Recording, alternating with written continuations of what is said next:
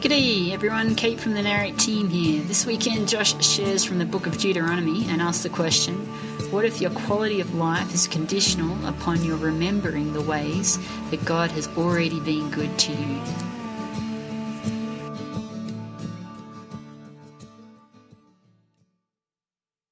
It's great to see you. For those of you who are guests with us, my name is Josh, and I get to serve around here at Narrate primarily with our middle school and high school students.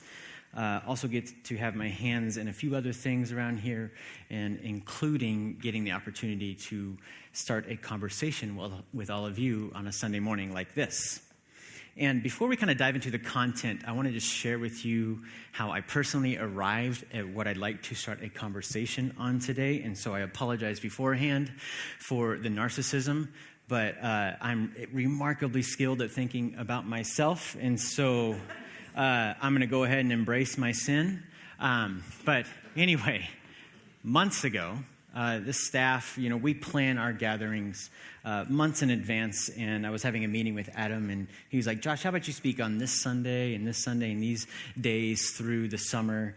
And then he also said, and just talk about whatever is exciting you right now, whatever is challenging you and helping you to grow to be a better person and love people well.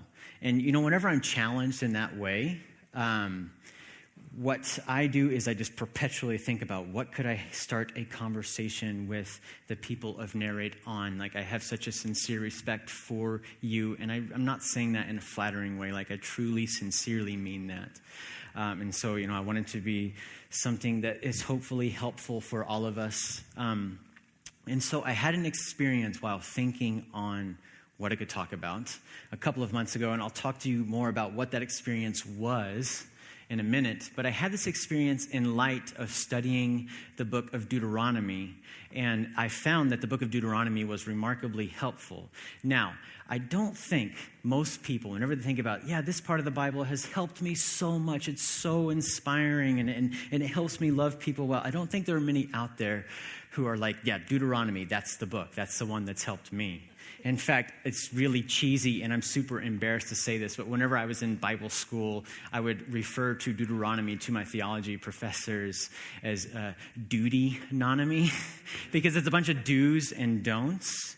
If you're not familiar with the book, really what it is it's a series of sermons by an old man at this point by the name of Moses.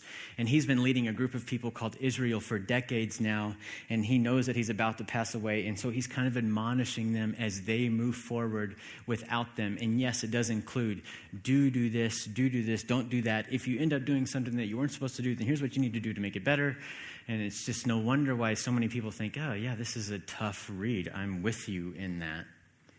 But there's also a theme that Moses picks up on in Deuteronomy, and it involves, he challenges the people of Israel to remember the ways in which God has been good to them already as they move forward. And so, in light of studying this theme that Moses brought to life in the book of Deuteronomy, I had that experience I just mentioned. That experience happened on Easter Day, March 27th, and, Easter is exhausting for all of us. It involves Easter gatherings and then Easter dinner, and some of us do an egg hunt and so on. And so, it's a really big day, and I think that includes for a church staff and all of the volunteers and teams and choir and so on that worked hard to make those gatherings go well. And so whenever you're done with a day like that and you do all the tear down that we have to do, I just kind of cross the finish line at like 1:30 on Sunday, like, okay, it's over. And then I went home for a couple of hours and recuperated, went to some friend's house and spent time with the family and had dinner with them and had an excellent time hearing just their funny stories of the experiences that they have had. And after spending a couple hours with them, I went home that evening, probably around 6 p.m. on Easter night, parked my car, went inside my apartment building, and, just kind of chilled out in my apartment for the rest of the night. Next day, went through my normal morning rituals. And actually, Monday is an off day for those who are on Narrate staff. And so I had a plan to actually go on a run with Adam. Sometimes him and I go on these long runs on Monday, which it doesn't make entire sense to me. It's like, what do you want to do with your day off? Let's go on a super long run and make ourselves totally exhausted. All right, great. I'll see you at 8:30. But anyway, that's what we did. And his house is about a half a mile from where I live, and between where I live and his house was supposed to be my car. And as I'm running toward his house, I don't see my car where I left it. And so I'm like, okay, what's going on here? And I'm not trusting myself. I'm thinking to myself that maybe I was just so deliriously tired on Sunday night. I don't remember where I parked my car. At this point, I get to Adam's house, and he's like, hey, man, how's it going? I said, pretty good, but I can't find my car. And so, I'm concerned that Adam thinks he has someone on staff that's a substance abuser. And then he's like, well, how about we just take a little detour and see if we can find it? And so we took a little detour, didn't see it. And so I just told him, you go ahead and finish the route that we had planned. And I'm going to go ahead and address this issue. And so we went our separate ways. And I just zigzagged throughout downtown. Again, like maybe I parked it somewhere I don't remember. Ended up that my odometer said I had ran 1.5 miles just zigzagging all over downtown, looking for my car. Still didn't find it. Came to the conclusion, okay, it's been taken. And go home, call the Helena Police Department, file a report that my car had been stolen, take care of all of the paperwork, so to speak, though it was over the phone with insurance. And so that's on a Monday. Monday night, I met with a staffer of the building that I live in to watch the surveillance videos because my car was parked not far in front of a surveillance camera. And sat down with one of the staffers and started watching the video. You can see my car. The unfortunate part is it's like this super old camera. Like, it must have been one of the first video cameras in human existence. Like, it's like 0.5 megapixel, like just a bunch of squares, I can't see anything. It's super blurry. So you can't, even if someone pulled up, it's not like you're going to be able to see their license plate or anything. But yes, sure enough, 11:26. It's not even that late. You think if you're going to steal a car, it'd be like 2 or 3 a.m. Like 11:26, this car pulled up. One guy got out of the car. He walked straight to my car and started breaking into it. It was locked, no keys in it. Started breaking into it. And then another guy walked out, and he stood off to the side and just kind of played the lookout role. And then within 7 minutes, that guy had gotten into my car, somehow gotten it started, and drove it off. And then the lookout guy hopped in the car that they had came in, and he drove off. And so these guys knew what they were doing. At 11:33 p.m. on March 27th, my car was gone. And I remember watching that video and thinking to myself, first off, it kind of hurts, because it's like, man, why would you do that to someone who worked hard to legally obtain that vehicle? And then also, I was a bit enraged. Like I wanted to just run out of the building and stop these guys. But of course, this is like 10 hours after the fact, and so I can't do anything. And so that's Monday night. Tuesday night, I borrow a car from a friend who was gracious and generous. And I had to run to Safeway just to get a few things. It's like 9 p.m., and I'm driving back on Broadway toward downtown. And at this point, I'm like in semi-private investigator mode. Like I'm looking all the time, like for my vehicle, like checking for fingerprints on everything. And whenever you own a Subaru and you're trying to look for your Subaru that's been stolen, that's very difficult in Helena because there's like 5,000 of them in this town. So, but anyway, I was driving and I saw a car and I'm like, I think that's mine. It had these ski racks on it that are no one has ski racks like this. They're super vintage, which is a nice way of saying they're pieces of junk. And I saw my ski racks, and I kept driving past the car, and I saw my bumper stickers lined out the exact way that I had them. So I'm like, this is it. Oh my gosh, my heart rate starts rising, and I'm like, okay, I'm going to call a police officer and meet the police officer and get the car. And so I get out my phone, and my phone is dead. So I have to drive home, and I plug in my phone. It's an iPhone, so I've got to sit there and twiddle my thumbs for 3 minutes while it's charging back up. Call the police and say, hey, my car was stolen. Here's the report number that I filed yesterday. I have found it. I would like to meet a police officer to retrieve the vehicle. get there, get off the phone, go back to my car. And I got there a little bit before the police officer did. And again, I'm just kind of in private investigator mode, like parked 70 yards off, just like looking at my vehicle, waiting for someone to come out. I wish I would have had like some headphones in. But police officer showed up. We look at the car, and long story short, it was totaled. And again, I'm in private investigator mode, so I'm looking at things that these guys left in the vehicle. Like they had like the top of a cigarette carton, and I'm like pointing at it with the police officer, like, "Do you want this for evidence?" And he's like, "Man, it's a 1996 Subaru Outback with over 200,000 miles. Like, that's a lot of work to retrieve, what is frankly a piece of junk, or take care of what is a piece of junk." But anyway, it would have been more work than it was worth to do all of that research. And so, just went ahead and said, all right, and had it towed to a body shop and all of that. But the meat of the story comes in the processing later. Now, just to preface this processing, I get that an old Subaru Outback is just a piece of metal that is very replaceable.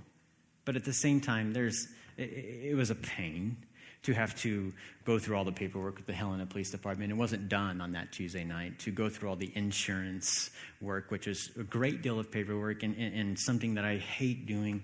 Car shopping, had to go through that process, finally got a new vehicle a few weeks ago. But I remember processing that and just writing down in my personal journal, this is fine. This isn't a big deal. And for me, I think you guys are probably more mature than I am. For me, that's a big step, because 6 years ago, I would have been that type of person that dropped my phone and the screen cracked and be like, "God, why are you against me?" Or when I was a little kid, I would legitimately, like if I stubbed my toe on a door jamb, first off, I would reprimand the inanimate door jamb. "Why would you do that?" So at least in some ways, it's like, okay, this is fine, and that shows a little bit of growth, thank goodness, because I don't think people can bear that kind of immaturity. But all that to say, this event happened in the process of studying Deuteronomy and studying what Moses said about remembering the ways in which God has been good to us already. One of the great things about having been on staff now for 11 months, last week marks 11 months, is I actually know you guys. And so whenever I get an opportunity to communicate like this, it's not just throwing out a bunch of hypotheticals about the victories and difficulties that you are wrestling with. I've heard your stories, many of your stories. And I know that some of you are going through change, whether it's positive, negative, planned, or unplanned, that is much, much more significant than an old car being stolen. Some of you are dealing with a sickness that you've had for some time, decades maybe. And sometimes that sickness flares up, and you don't know when that's going to happen, but when it does happen, it's very debilitating.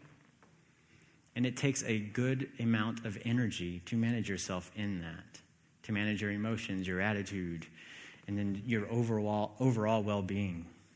Some of you are going through some form of loss, like a relationship loss. And whether that's that person passed away, or there was someone whom you had a relationship with, but there was some irreparable damage and some irreconcilable differences. I love the way Dr. Henry Cloud puts it, that if you lose someone, and it's not that they passed away, they still exist, but if you have lost that relationship, it is cut off to you, they are effectively dead. And that's very difficult for your heart to deal with. Some of you are dealing with some form of a family transition. You're about to have your first kid. You're about to have another kid. You're about to have a home with no kids in it. And you've spent decades with kids in your home. These involve significant changes. Job transitions. Whether it was wanted or unwanted, you still have to deal with the fact that you're leaving something that you knew to take on the anxiety of a new position in a new company, and you don't know what exactly that's going to look like yet. Maybe a honeymoon season for you is over in a relationship or in a job, And now that the blissful, everything is great and flowers and rainbows and unicorns, you now have to manage or understand that there are some differences between you, and those differences have to be managed. I guess what I'm trying to get at, guys, is we're all taking on experiences, whether currently or definitely in the future, that involve some form of change. And so I've got a question for you. What unknowns, frightening or exciting in a good way, or maybe both, are you looking toward? What are you facing? Going back to Deuteronomy, Moses, he led a group of people called Israel, and the Israelites considered one of the most significant moments in their national history was a time whenever they were liberated from the oppression of Egypt. They had been enslaved by Egypt. It was an empire for some time, a very powerful empire, and they had taken on the entire nation of Egypt and enslaved them. And for 400 years, they dealt with being a human doing rather than a human being. And then through the leadership of Moses and divine acts of God, they were rescued from Egypt, taken out of Egypt. We call it the Exodus. They exited out of Egypt. In fact, it's such a significant part of Jewish history that many Jewish scholars and historians, they refer to the Exodus as the beginning of their story, as the beginning of the Old Testament. And Genesis is the first book of the Bible, is merely a preface, but it starts whenever they are liberated. It's a faith of liberation. And so they are freed from this slavery that they had been in for 400 years. The term that Moses used whenever he was communicating to the Israelites about Egypt was Mitzrayim. Let me hear you say Mitzrayim. Now we all know a Jewish word in addition to rye bread. It's Jewish, right? It's like the multiple colors, looks all twisty and swirly. Goodness me, I don't know baking. But anyway, Mitzrayim means narrow place. And so whenever they referred to Egypt, it was a 400-year period in the history of Israel where their fullness of life, fullness of joy, fullness of potential was not realized because they were in this narrow place. How many of you have gone through something and it narrowed the fullness that was in front of you? It could have been an unhealthy relationship. It could have been an unhealthy job that you were in, an unhealthy boss. Maybe you dealt with some form of addiction, workaholism, or some form of substance abuse. What was something that you were dealing with that was a narrow place? So the question I want to ask is, what were your Egypts? And I use that tense of the verb. I use were very intentionally because though it might be something that is a part of your identity and a part of what you have to, a brokenness that you now have to manage, it is no longer that as oppressive as it once was in your life. You are now on the offensive side of that Egypt. What were your Egypts? And so, Moses, about to pass away, giving a series of sermons to a group of people that he had a deep, sincere love for. He says multiple times throughout the book of Deuteronomy this word, remember.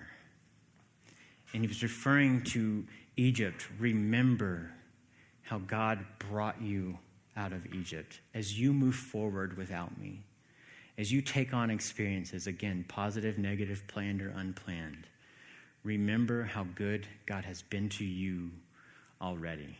In fact, it says in Deuteronomy chapter 7 is one of those times where he says, but do not be afraid of them. Don't be afraid of what you're about to take on as you move forward as a nation together. Remember well what the Lord your God did to Pharaoh and to all Egypt. Later on in Deuteronomy, he says this, do not deprive the foreigner or the fatherless of justice, or take the cloak of the widow as a pledge. Remember that you were slaves in Egypt, and the Lord your God redeemed you from there. Further on in that same chapter, when you harvest the grapes in your vineyard, do not go over the vines again. Leave what remains for the foreigner, the fatherless, and the widow. Remember that you were slaves in Egypt. That is why I command you to do this. And so in these last couple of passages, we see first off a leader that's saying to his people that as you move forward, remember the ways in which God has been good to you, and that'll help you with fear management and so on, but also in the way you interact with people, in the way you interact with the ostracized. Remember that at one point in your history, you were slaves too. And so treat them well. Unlike the world in which you live, treat the foreigner, the immigrant, the fatherless, the widow well. In fact, Moses goes on to say, remember throughout this series of sermons 9 times. So, I imagine the people of Israel are like, oh my gosh, man, we get it. It's kind of like Narrate saying gather and scatter. It's like, goodness, guys, stop saying it. I'm glad we say it because it's great for our guests, and also it's good to be reminded that we like to matter to one another and the community of Helena as a whole. But anyway, he says it 9 times. Now, being challenged by Moses to remember the ways in which God has been good to us already, I have a question for you. What if your quality of life is conditional upon your ability to remember? Your fullness of life is conditional upon your ability to remember the ways in which God has been good to you. 40 years before Moses is giving this series of sermons, he says, the people of Israel, they have an opportunity to finally become their own self-determined nation, to have their own land. They've just exited out of Egypt.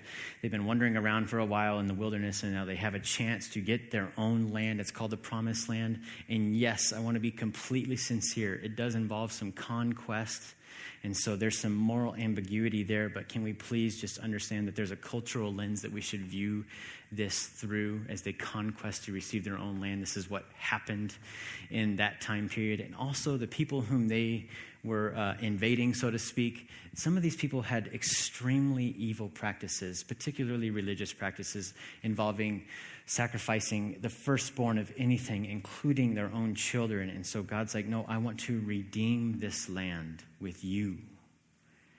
And so the people of Israel, they have an opportunity to take over this land, but there's one speed bump. The people who have this land now, they're powerful. And it seems like they've got it going on, really. And eventually, after looking at the land for a while, they send out these spies to look at the land. And then these spies come back, and the majority of them say this to the people of Israel. But the men who had gone up with him said, we can't attack those people. They are stronger than we are. And they spread among the Israelites a bad report about the land they had explored. They said, the land we explored devours those living in it. All the people we saw there are of great size. Continuing on in the text, all the Israelites grumbled against Moses and Aaron, and the whole assembly said to them, if only we had died in Egypt or in this wilderness. Why is the Lord bringing us to this land only to let us fall by the sword? Our wives and children will be taken as plunder. Wouldn't it be better for us to go back to Egypt? And they said to each other, we should choose a leader and go back to Egypt. How many of you have been in a period of your life and thought to yourself, if I can just get to that next step, then things are going to be so much better. And then eventually you do get to that next step. And a couple years into that next step, you look back and think, I wish I was at where I was before. How different are we sometimes from the people of Israel? Continuing on as they're deciding we're not going to take this land because they're filled with fear, and honestly, reasonably so.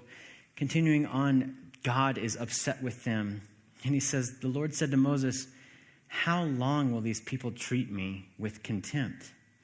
How long will they refuse to believe in me, to trust me, in spite of all the signs I have performed among them? And then Moses and God interact in this story.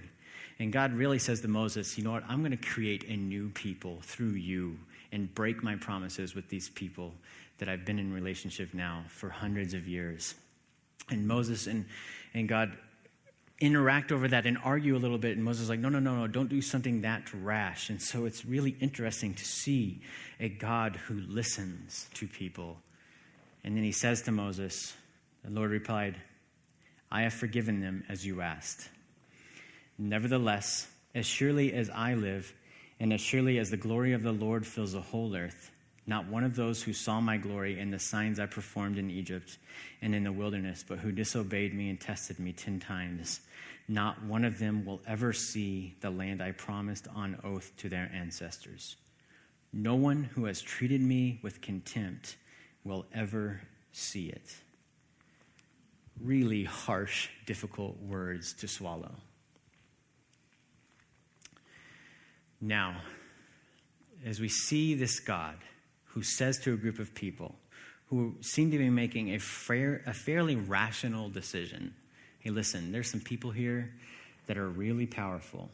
And we see this God eliminate a second chance from them. Like, you, this generation, is not going to go to the land that I promised. You're going to be nomadic again for another 40 years. Your children will get to go into this land.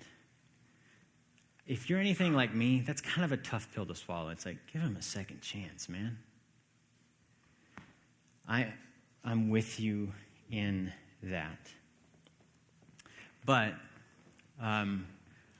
in studying Deuteronomy, in studying those do's and don'ts, what seemed to come up often is that after Moses would communicate a do or don't that was, inspired by God, God told Moses told the people of Israel, Moses often gave an explanation as to why to do or don't do something. And one of those do's and don'ts is one that we just read in chapter 24. Do not deprive the foreigner or the fatherless of justice, or take the cloak of the widow as a pledge. Remember that you are in Egypt. Care for those whom should be ostracized. Continuing on, when you harvest the grapes in your vineyard, do not go over the vines again. Leave what remains for the foreigner, the fatherless, and the widow. Remember that you were in Egypt. So yes, there are parts of God's interactions with Israel in the Old Testament. Like, man, that's really hard. But then there's also a host of examples of a God who cares and wants to be generous toward all, including those who have no identity. An immigrant, an orphan, a widow, especially in this time period, they had really nothing. No identity, no home, no people. And God's saying, unlike the cultures that are surrounding you, I want you to care for them as well.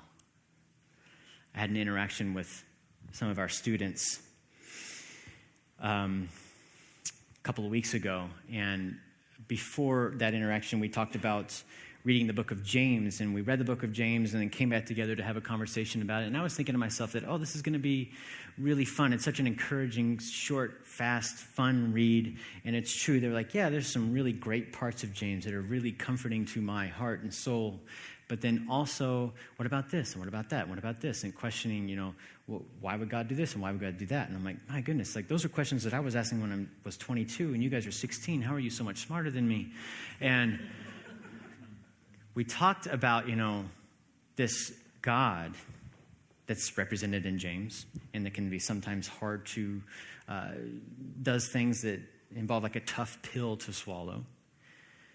And we came to the conclusion through that conversation that if Jesus is a representation, is God himself, yes, but is the image of the God that we see in the Old Testament. As it says in Colossians 1:15, the Son is the image of the invisible. You can go to that next verse.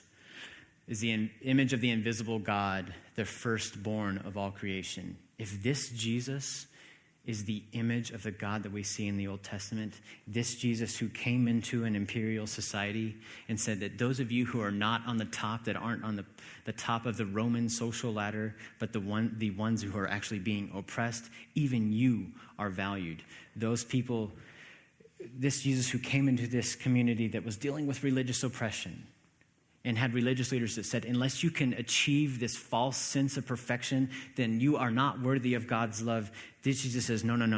It doesn't work that way. You do not earn God's love. I've loved you from the start. Everything I have is yours. This Jesus who validated women more than anyone before or during the human history at that point, this Jesus, if he is the representation of the God of the Old Testament, then by all means, I can trust him. I can trust him. And so, Narrate, as we move forward, and an essence of life is that we're going to deal with experiences that might be a fun addition or a difficult loss, or something that we've had planned for years, or something that suddenly happened. What if we, in moving forward, remembered the ways in which God has been good to us? As we move forward in the positives, what if remembering is helpful still? And as we move forward in the difficulties, what if we remember that this God has been so good, and that this God is represented in the person of Jesus that we saw on earth, and that's represented in the Gospels? So a couple of action steps. What if you, this week, sat down and recorded 3 Egypts, 3 narrow places that you have been taken from? And of course, it involved some decisions on your part and some hard work, and then also the help of others and the help of God. But what are 3 Egypts that you have been taken from? They were narrowing your life. And now you're experiencing life more fully, that you have been taken from those Egypts. And then what if you also, if you're a journaler, journaled positives, things that you have experienced that were great? About 1.5 years ago, I met with a psychologist. I was in a really low spot. I don't know if it was the lowest spot I've been in, but one of the lower places I've been in. And I came to the conclusion that I'm not going to be able to get out of this on my own. And my friends are very helpful and have shared this pain with me. But I also need some professional help. And so I consulted a psychologist and met with him. And the first time, it was just kind of like dumping stuff out, and met a couple more times. And then he gave me a challenge that I'm still kind of processing. But he's like, I want you to record every negative thing that has happened in your life as far back as you can remember. Now, what kind of a psychologist does that? It's like, oh, so you're feeling bad about yourself? Think about all the bad stuff that's happened to you. All right, man. But anyway, I trusted him and went through that process. And I think what he was trying to do was, first off, I was being really hard on myself. I'm acting this way and I'm doing this, and that makes me upset with myself. And I think he was trying to get at, there's a perfectly reasonable explanation for why you're being the way you are. And then also, I kept saying disclaimers, like, I know that I've gone through this, but these people have gone through so much worse. And he's like, stop with the bogus disclaimers and embrace the fact that you've have brokenness as well. Went through that process, was helpful, and just getting stuff out. But then over the past 6 months or so, I've started the reverse of that. And that is just to record positives. And as far back as I can, a little kid. And in that recording of positives, I remember that time that my mom was really good to me and loved me unconditionally. And that my mom was a gift of God to me. I remember that time that my brother challenged me in a conversation that we had. And my brother was a gift of God to me. I remember that time my friends circled around me and helped me with something that I was dealing with that wasn't helping me out in any way. So what if you started to record positives in light of the 3 Egypts that God has already taken you from? And what if that helped you as you move forward? What if we, Narrate, embraced the practice of remembering the ways in which God has already been good? I'm going to pray. God, thanks so much for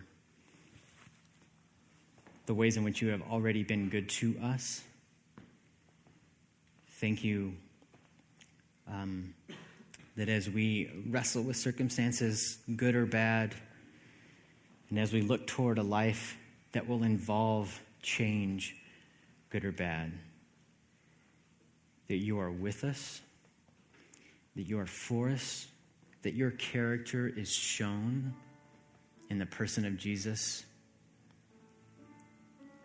a person who had love for people in a way that no others have had in human history. And God, as we sing about your character, your kindness toward us, I pray that you would fill our hearts with trust in you. Help us remember. Amen. If you would like to engage further with Narrate Church, you can find contact information online, www.narratechurch.org. We would love to hear from you.